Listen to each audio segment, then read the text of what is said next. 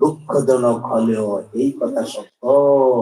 আমার যুবক বন্ধু আল্লাহরে ভালো না বাসা দুনিয়ার 6 গুণ নেশা আর কলিমুন নেশার সাথে যে প্রেম করে, কলিমুন নেশারে ভালোবাসে, এমন কিছু যুবক আমরা সমাজে আছে না নাই?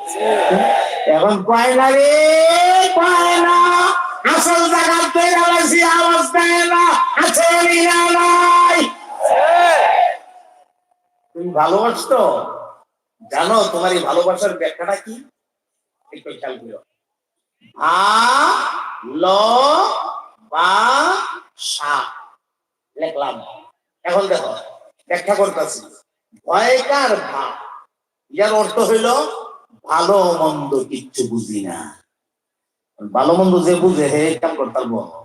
আচ্ছা, এরপর হইল লজ্জা শরম চিনি না। লজ্জা শরম থাকলে এই কাম করা সম্ভব? আচ্ছা, এরপর লক্ষ্যটা কি? তা বইকার বা ছোট ব, এর মানে বাবা মার অবাধ্য হইলাম।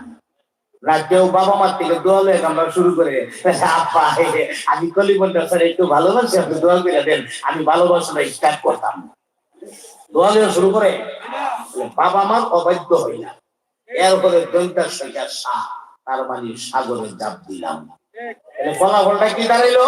ভালো মন্দ বুঝি না, লজ্জা শরম চিনি না, বাবা মার অবাধ্য হইলাম, সাগরে জাপ দিলাম।